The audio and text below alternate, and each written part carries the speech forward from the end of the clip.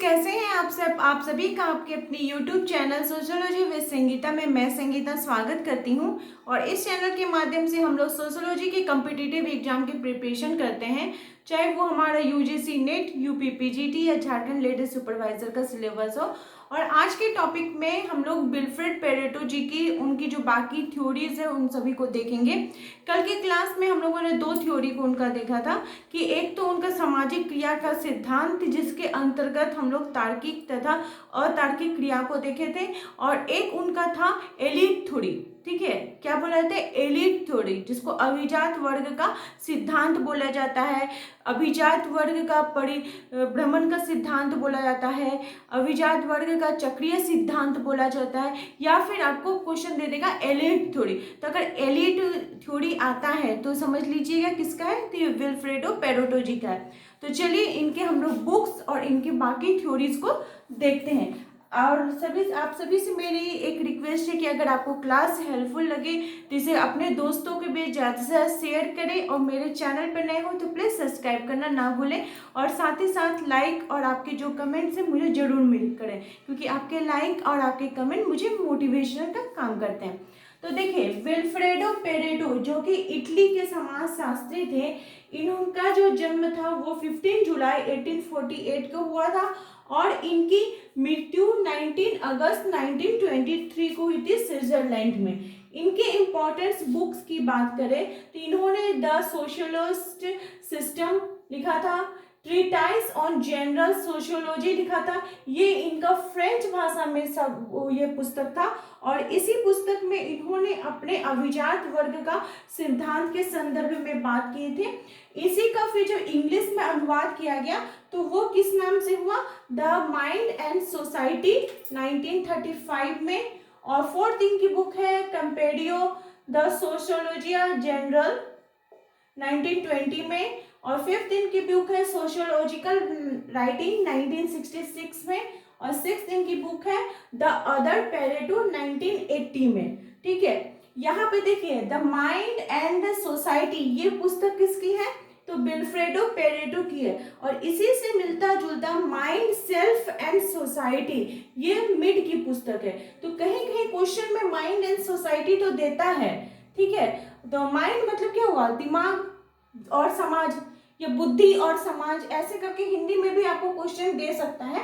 तो आपको कंफ्यूज होने का जरूरत नहीं है। माइंड एंड सोसाइटी किसका हो जाएगा? तो विल्फ्रेडो पेरेटो जी का हो जाएगा। विल्फ्रेडो पेरेटो जो है, इसे समाजशास्त्र के प्रतिस्थापक जनक के रूप में जाना जाता है। किस रूप में जाना जाता है? तो प्रतिस्थापक जनक के रूप में। अब यहाँ पे आप एक क्वेश्चन करते हैं कि प्रतिस्थापक जनक आखिर होता क्या है? तो प्रतिस्थापक जनक में मेनली 5 थिंकर्स आते हैं, जिन्होंने समाजशास्त्र का जब एकदम शुरुआत हो रही थी, जैसे अगस्त कॉम्ट जी हैं, उन्होंने समाजशास्त्र की स्थापना की, इमानुएल दुर्खाइम जी, कार्ल मार्क्स जी, विल्फ्रेड पेरेटो जी। तो इस प्रकार के जो 5 समाजशास्त्री जिन्होंने समाजशास्त्र को उत्पत्ति करने में, इसके विकास करने में महत्वपूर्ण योगदान दिया, इनको क्या बोला जाता है? प्रतिस्थापक जनक बोला जाता है। तो ये चीज आप लोग याद रखिएगा कि समाजशास्त्र का, समाज, अगर ऐसा क्वेश्चन आता है कि समाज शास्त्र के प्रतिस्थापक जनक कौन है, तो समाजशास्त्र का प्रतिस्थापक जनक अगर बोला जाए कौन कौन है, तो हम लोग को याद रखना होगा मेनली कितने हम लोग हमारे थिंकर हैं। तो हमारे टोटल 5 आ जाएंगे। सबसे पहले तो आ जाएंगे अगस्त कॉम्ट जी। अगस्त कॉम्ट जी, यहाँ पे आप लोग लिख लीजिए कि अगस्त कॉम्ट जी कहाँ से थे? तो वे फ्रांस से थे। आपको देश मिलान करने के लिए भी दिया रह सकता है। सेकंड आ जाएंगे कार्ल मार्क्स जी। कार्ल मार्क्स ये कहाँ से थे? तो ये जर्मनी से थे।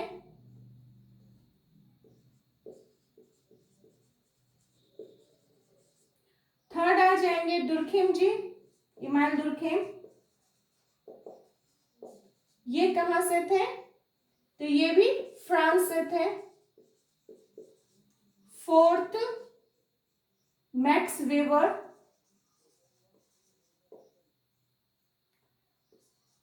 ये भी जर्मनी से।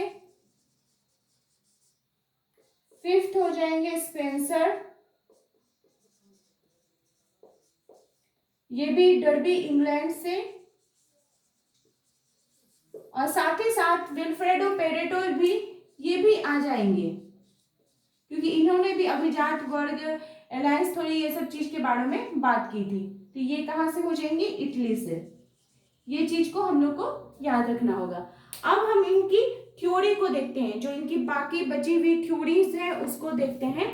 तो सबसे पहला है भ्रांत तर्क, जिसको कि डेरिवेशन बोला जाता है या डेरिवेशन बोला जाता है। तो भ्रांत तर्क क्या होता है, तो ये अवशिष्ट जो चालक होते हैं उनका तर्क देने का एक माध्यम होता है। यानी देखिए, अब यहाँ पर बोलिएगा कि अवशिष्ट चालक क्या होता है।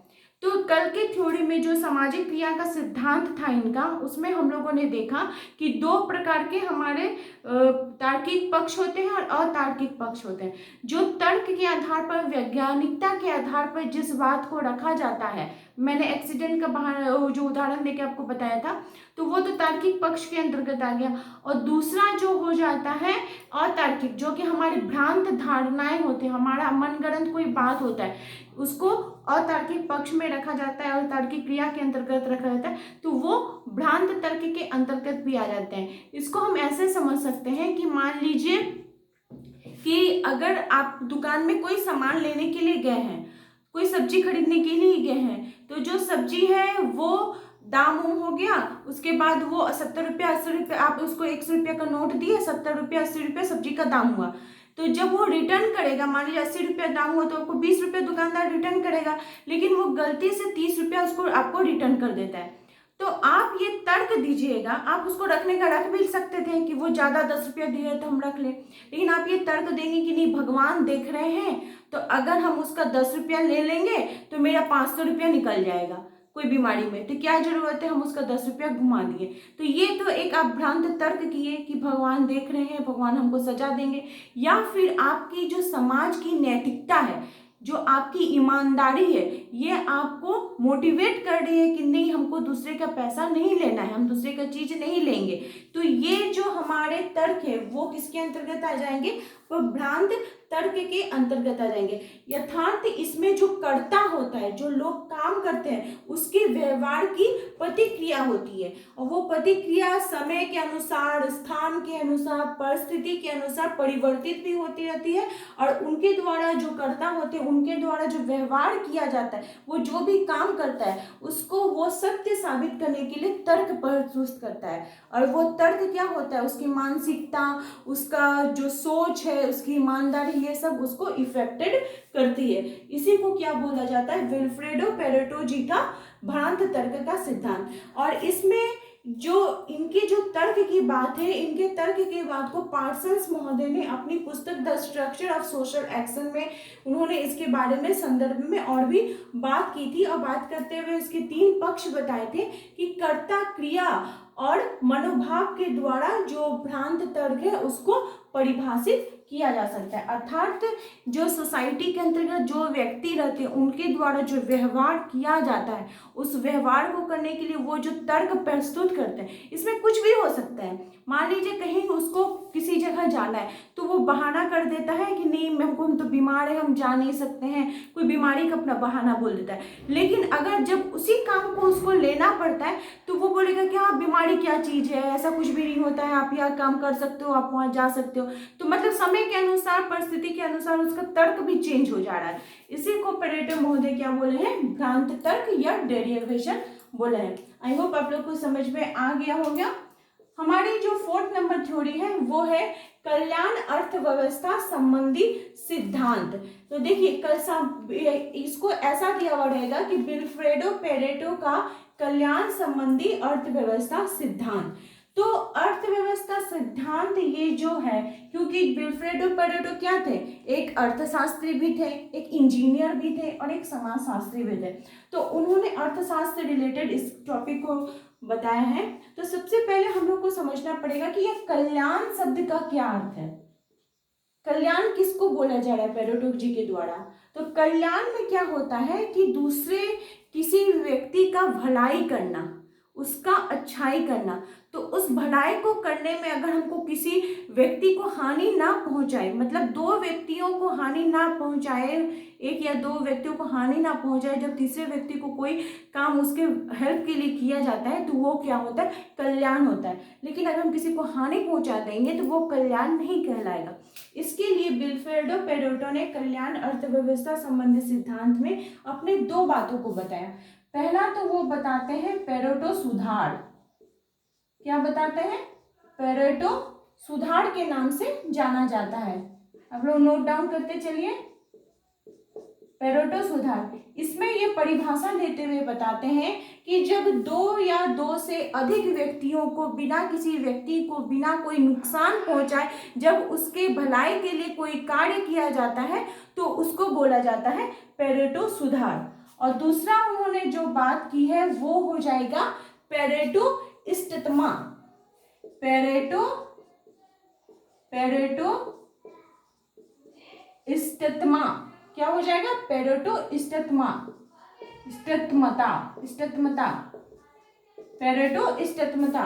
इसमें वे क्या बताते हैं कि अगर किसी को भलाई करना है तो इसके लिए किसी व्यक्ति का अगर बुराई भी करना पड़े, उसको हानि भी पहुंचाना पड़े, तो इसमें कोई गलत बात नहीं है। इसका बारे में वे बताते हैं कि मान लीजिए कि मुझे कोई काम करवाना है, ठीक है, मेरा कोई किसी चीज में भलाई होना है, तो मेरा भलाई करने के लिए अगर हमको आपका क्षति पहुंचाना पड़े, आपका कोई हानि पहुंचाना पड़े, तो इसमें कोई बुराई नहीं है, क्योंकि इसमें तो मेरा तो भलाई हो जा रहा है, तो आपका बुराई हो रहा है तो होने दीजिए, कोई बात नहीं है।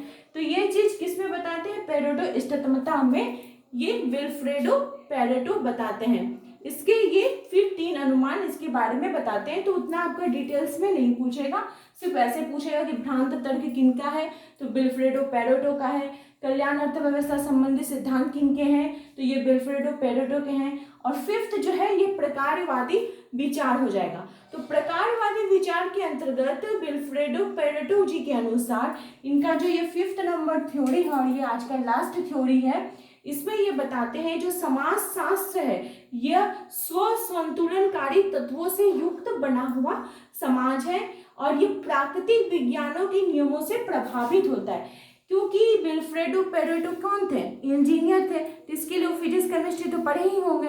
तो इसी चीज का वो उदाहरण लेते कर बताते हैं कि जो भौतिक तत्व हैं वो किससे बने होते हैं? अणुओं से मिलकर बने होते हैं। कोई भी चीज की अगर संरचना करनी हो, मान लो ये जो पेन ही है, तो ये पेन की संरचना के लिए कितना कुछ इसके अंतर्गत मटेरियल जुड़ा है, ठीक है। उसी प्रकार से वे बताते हैं कि जैसे समाज है, तो ये समाज भी विभिन्न तत्वों से मिलकर बना है और ये विभिन्न तत्व जब आपस में वैज्ञानिक तौर पर सही ढंग से जुड़े हुए रहेंगे तभी समाज का जो गठन है वो सही हो पाएगा।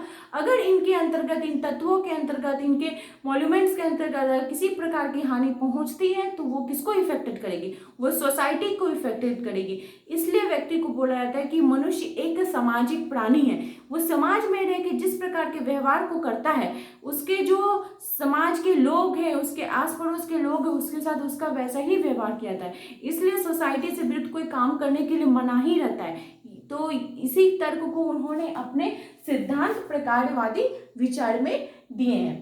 तो आई होप आप लोगों को विल्फ्रेडो पेरेटो जी की थ्योरी अच्छे प्रकार से समझ में आ गई होगी। कल की क्लास में, मॉर्निंग की क्लास में हम लोग इनसे रिलेटेड एमसीक्यू को करेंगे। इसी प्रकार से मेरे चैनल के साथ बने रहिए। आप सभी का थैंक यू।